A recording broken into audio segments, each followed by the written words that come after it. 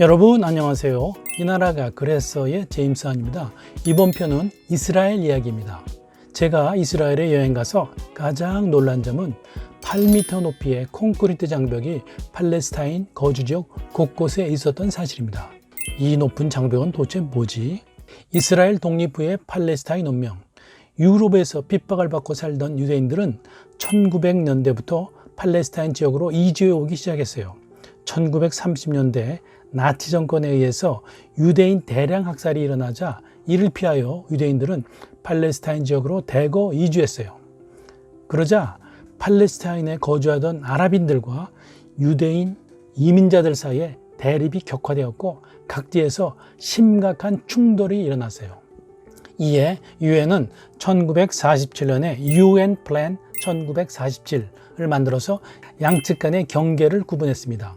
아랍 측은 유엔 결의에 강하게 반발했습니다. 하지만 팔레스타인 지역의 유대인 국가 건설을 오랫동안 추구했던 유대인들은 유엔 경계를 기초로 하여 1948년 5월 14일에 이스라엘의 국가 독립을 선언합니다.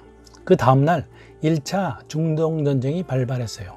그리고 1967년 3차 중동전쟁에서 이스라엘이 대승하면서 골란고원, 서안지구, 동예루살렘, 가자지구, 시나이 반도를 차례로 점령했어요.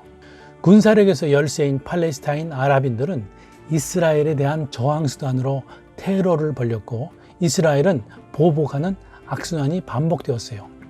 수많은 갈등 끝에 이스라엘 건국 45주년이 되는 1993년에 라빈 이스라엘 총리와 아라파트 피에로 팔레스타인 해방기구 의장은 미국 빌 클린턴 대통령의 중재로 백악관에서 협정에 서명했습니다.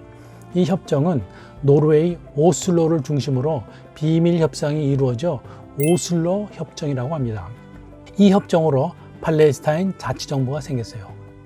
역사적인 합의였지만 아직 갈 길이 멀어요. 팔레스타인 자치정부는 요르단강 서쪽에 있는 뚝이라는 의미의 서안지구와 가자지구로 구성되어 있어요. 현재 팔레스타인 자치정부는 내부적으로 분열되어서 가자지구는 강경투쟁의 하마스당이, 서안지구는 온건파인 파타당이 통치하고 있습니다. 서안지구와 8m 콘크리트 장벽. 이스라엘은 꾸준하게 점령지에서 팔레스타인들을 쫓아내고 유대인 정착전 건설을 강력하게 추진했습니다. 정착전의 종류는 이스라엘 정부가 혜택을 주면서 건설을 유도하는 경제 정착전, 값싼 아랍 노동력을 이용하는 농업 생산 정착전, 서안지구의 이스라엘 성지를 지키는 종교 정착전 등이 있습니다. 유대인 정착전이 계속 늘어나자 이스라엘은 유대인 정착전을 보호하고 팔레스타인 무장 세력의 자산 폭탄 테러를 방지한다는 명분을 내세워서 높이 8m의 콘크리트 장벽을 2002년부터 건설하기 시작했습니다. 현재 장벽의 총 길이는 770km에 달하고 장벽으로 서안지구는 섬처럼 분리되어 있습니다. 장벽 때문에 길이 끊어지고 지하수가 나온 곳이 막히기도 했습니다. 팔레스타인 경제는 더욱 어려워졌고 이스라엘의 통제로 팔레스타인 아랍인들의 분노는 쌓여만 가고 있습니다. 이스라엘에서 장벽 지역으로 들어가는 것은 수월하지만 장벽 지역에서 이스라엘 쪽으로 나오려면 까다로운 이스라엘 검문소를 통과해야 합니다. 이스라엘 군인들은 첨단 장비와 거울을 동원하면서 통행자와 차량을 철저하게 검문합니다. 검문소 주변은 이스라엘 영내에 있는 일터로 가려는 아랍인들로 항상 복잡합니다. 가자 지구의 지하 장벽과 해상 장벽.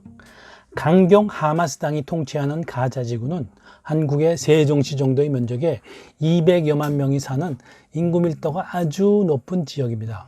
주민 대부분이 팔레스타인 아랍인입니다. 하마스는 이스라엘을 완전히 몰아내고 팔레스타인 전역을 이슬람 국가로 세우는 것이 목표인 정당이자 단체입니다. 하마스 무시무시하죠. 하마스는 이스라엘과 2008년, 2014년 두 차례 전면전을 치르는 과정과 전쟁 후에 이스라엘 침투형 땅굴을 대거 건설했습니다.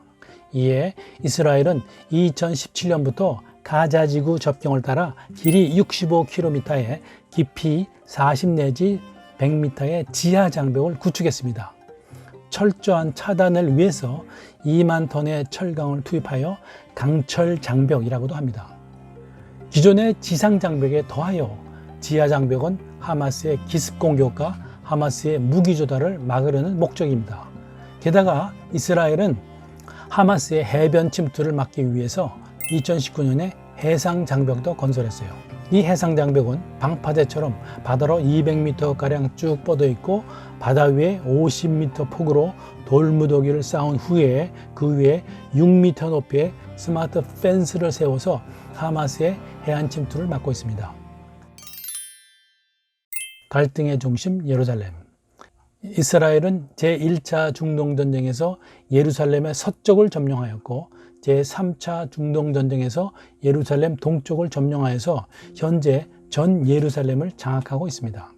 이스라엘은 1980년에 예루살렘 전체를 이스라엘의 영원한 수도라고 선포했어요. 동예루살렘에 있는 통곡의 벽에 가면 중무장한 이스라엘 군인들을 항상 볼 수 있습니다. 이스라엘 여군도 볼 수 있어요. 예루살렘은 3대 종교인 유대교, 이슬람교, 기독교의 성지로서 연간 수백만 명이 방문하는 경제적으로 중요하고 종교적으로 민감한 도시입니다. 유대인들은 다윗 왕 때 건설되고 2번 무너진 성전을 새롭게 건축하려고 하고 예루살렘을 독점적으로 지배하려고 합니다. 이슬람교에게 예루살렘은 메카, 메디나와 함께 이슬람의 3대 성지이므로 결코 양보할 수 없는 도시이죠. 어느 쪽이든 독점하려고 하면 전쟁이 발발하므로 공전의 틀이 필요한 도시가 바로 예루살렘입니다. 이스라엘과 팔레스타인의 갈등의 미래는 이스라엘과 팔레스타인의 갈등에는 팔레스타인 독립국가 인정, 예루살렘의 문제, 팔레스타인 난민 문제, 서한과 가자지구 문제 등 해결해야 할 이슈가 많이 있습니다. 이스라엘은 독립 이후 계속 전쟁을 치렀고 잦은 테러로 피로감이 높아져 있습니다. 이스라엘 신세대들의 애국심과 절박감도 기존 세대와 비교하여 많이 약화되어 있습니다. 이스라엘은 팔레스타인과 비교하여 경제력과 군사력이 압도적으로 우세하고 뒤에는 미국의 전폭적인 지원이 있지만 점차 이스라엘이 모든 전쟁에서 승리하지 않는다는 것이 드러나고 있습니다. 온통 적대적인 아랍 국가에 둘러싸인 이스라엘은 우호 세력을 만들고 생존을 위한 해결책을 마련해야만 합니다. 이번 편에서는 8m 높이의 장벽을 통해서 이스라엘과 팔레스타인 사이의 갈등에 대해서 알아보았습니다. 한국인의 일상생활에까지 영향을 미치는 중동 문제를 잘 이해하는 것이 필요합니다. 이번 영상이 도움되었으면 좋아요, 구독 많이 눌러주세요.